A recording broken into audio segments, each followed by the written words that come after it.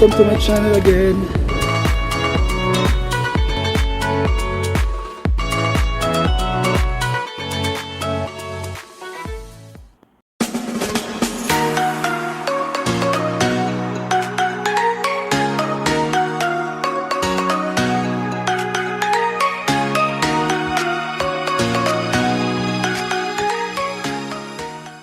Hello mga ka-Gen, kamusta kayong lahat? Sana maayos kayo at nasa mabuti kayong kalagayan.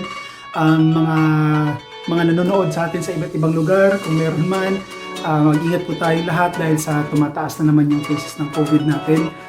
Siguro kailangan lang natin mag-wear ng mask, ng face shield at gumamit ng alcohol at saka kung ano-ano pang mga panlinis sa katawan. So kailangan natin mag-ingat at saka sa mga nagtatrabaho, sa lahat ng mga nanay, sa lahat ng mga bata, mga matatanda, mga senior citizen, kailangan nating mag-ingat, lalo na sa inyo kasi yun nga, sabi nga nila, prone yun sa madapuan ng sakit. So mag-ingat kayo lahat at sana nasa maayos at mabuti kayong kalagayan.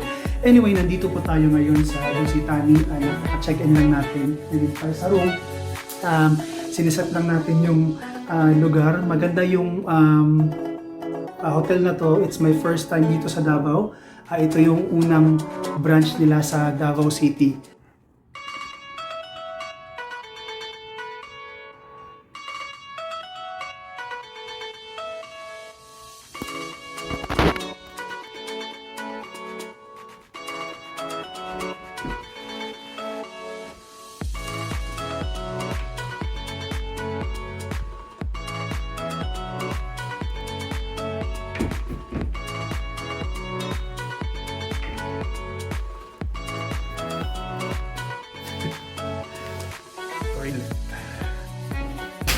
Wow.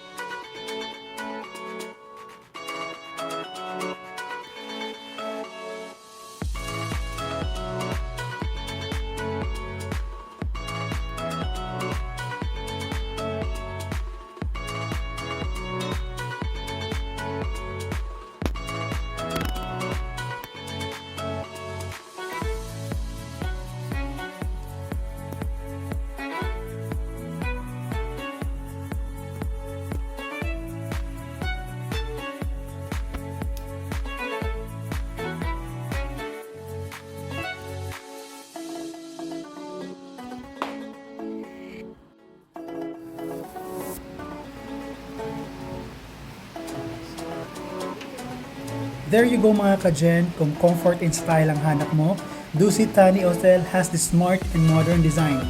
It's nearly located Francisco Bangoy International Airport. Dusit Thani Hotel offers easy access to new Central Business District, Convention Center, as well as golf and country clubs, premium malls, and nature parks.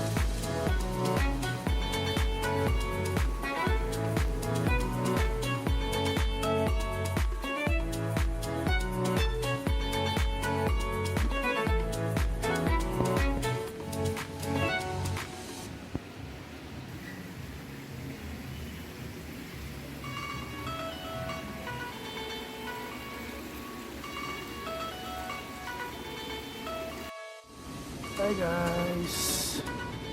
Nasa poolside tayo ngayon. Ayan.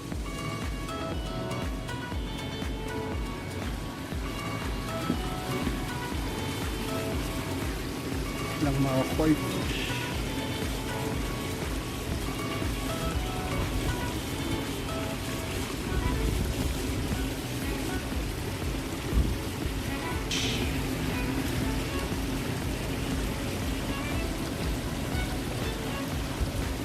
So, magsiswimming tayo mamaya konti. Saan natin to?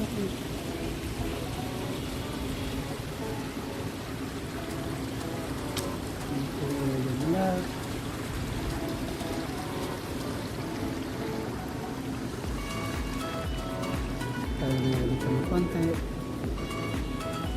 Ayan. Hindi ko alam kung gaano kalalim yung ano nila. Yung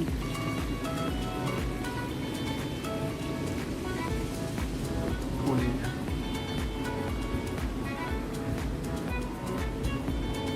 Swimming na tayo.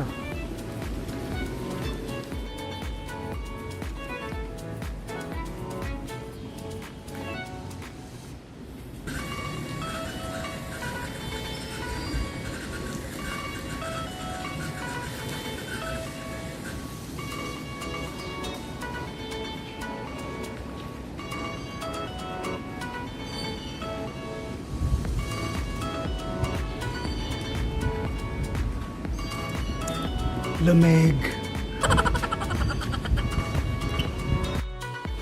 So ayun guys, mag-swimming tayo. Idol pa yun. Hindi daw pwede pala dito. Doon para sa kabila. So doon tayo sa kabilang swimming pool. So yun na nga guys, pinaalis tayo sa kabila kasi kasi hindi pala pa pwede doon mag-swimming. So ditong area lang na pwede. Ayan. Diyan lang pwede.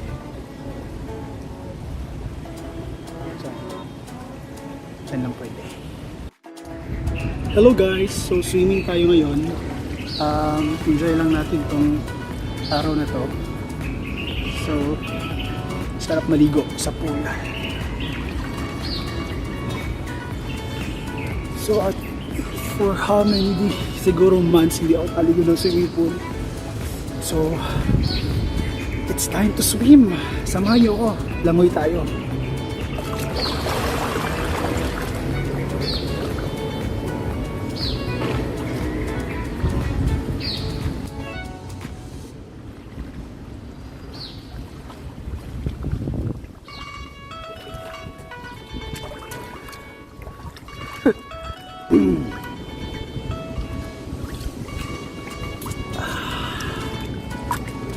So yun na nga, ang ganda ng mga bato-bato nila dito. Wala na akong balakunin pero pang hilod. Parang sarap pang hilod. Anong tawag sa halaman na to? Sa mga plantito, plantita dyan, pae din naman po.